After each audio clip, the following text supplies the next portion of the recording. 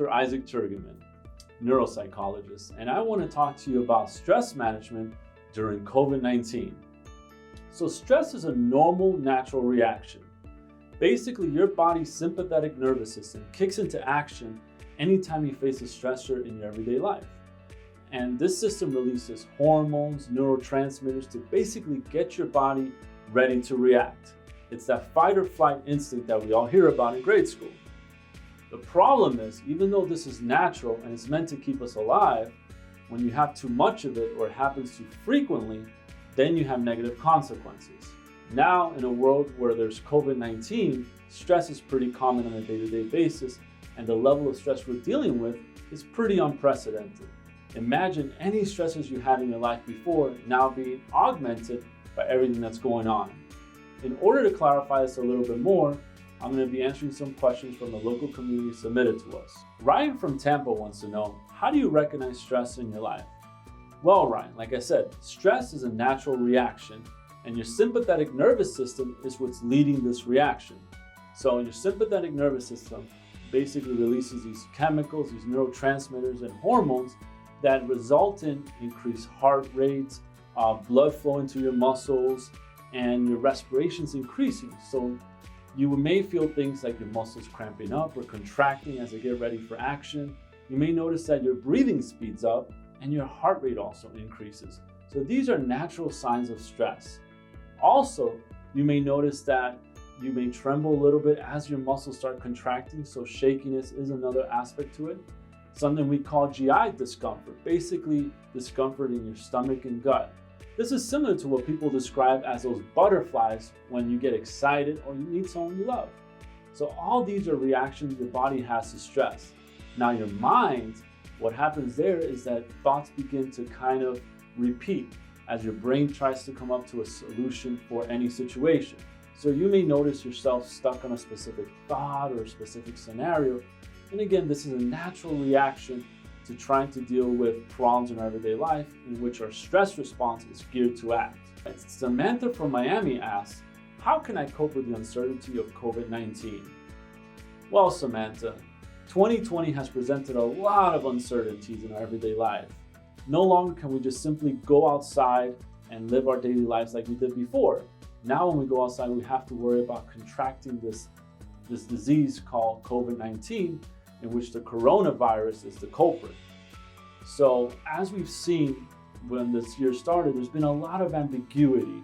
And although there's a lot of good information out there, it seems to constantly be changing. So having that anxiety or stress about the ambiguity and uncertainty is very natural. So what I would suggest in dealing with this is staying informed. That's one of the best things you can do, but be careful with being exposed to too much information. So making sure you also take time away from some of this information. That means that make sure you grade how often you're watching the news or reading online articles. Also know that this thing is constantly changing. So identifying news outlets that you trust is also a good way to go about it. And also developing a routine. Having a structure to your everyday life makes it so the other uncertainties that are going around aren't as impactful. So these would be some tips I would suggest in order to deal with the uncertainty, but know that this is something very natural that you're feeling. Carlos from Key West asks, how do I deal with the feeling of anxiety of going to public places I need to enter, like the grocery store? Well, Carlos, grocery stores are unique amongst the different types of stores out there because they've pretty much stayed open throughout COVID-19. So a lot of the stores have taken necessary precautions to ensure the safety of their customers as well as their employees and staff. But feeling anxious of going outside into public places, specifically grocery stores, is pretty natural. The first tip I would tell you is be informed about your community and local government in regards to recommendations that they may offer in regards to venturing outside. Things such as wearing a mask and specific times of the day to venture outside due to curfew are very important. Now, when you go outside, it's very important to have a plan. It gives you kind of a psychological sense that you're more in control, and this is okay. So making a plan of how you're going to go to the grocery store and what you're going to focus on when you're there.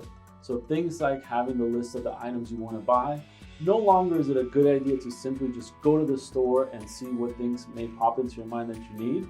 It's more important to have a plan of what items you need to get.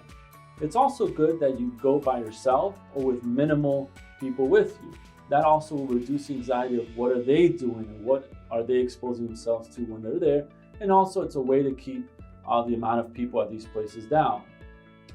And then finally, have a plan of action of when you're there and when you're going to leave, as far as following the recommendations demarcated on the floor and in the store itself.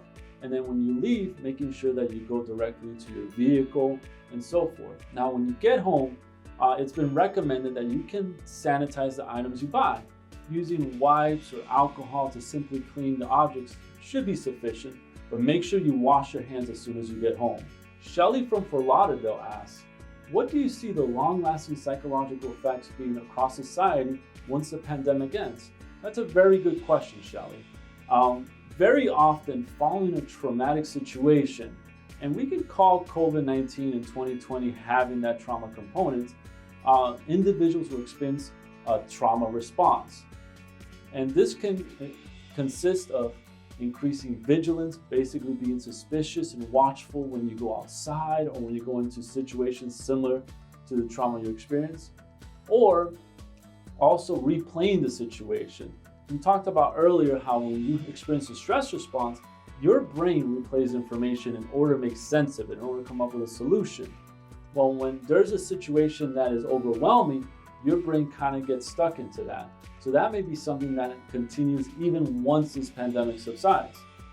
But it's also good to know that in situations such as this, there can be growth.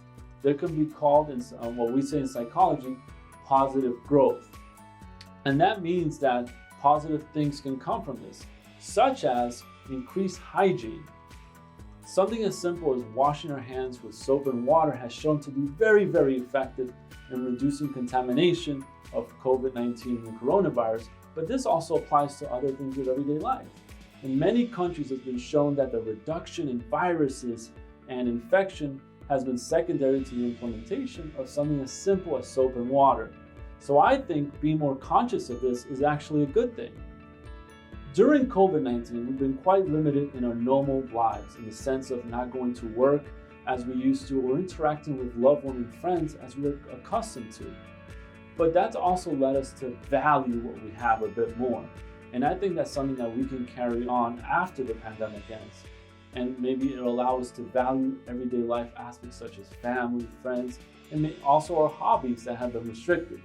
So it's good to know that it doesn't just have to be negative effects, but there can also be positive ones from this. Jonathan from Orlando asks, can you suggest some healthy tips to balance stress in the work and life scenarios? Okay, Jonathan, well, again, some tips that I would say is, first off, understanding that stress is normal. It's a natural reaction to everyday occurrences. And if we didn't have it, we wouldn't truly be able to survive. So focusing on how much you stress and how frequent it happens is the important part. So one tip would be understand your stress a little bit more. Know how your body and your mind reacts to the stress. That would be the first step, I would say. Next, I would also advise having some structure in your life that maybe you had before and has been difficult to have now. The blending of work and personal life has been more prevalent now because a lot of us have been working from home. So making sure you allocate your specific work hours, and if you can, having a specific work area in your home will allow you to balance work and life a lot better. Also, a great strategy for managing stress is breathing exercises.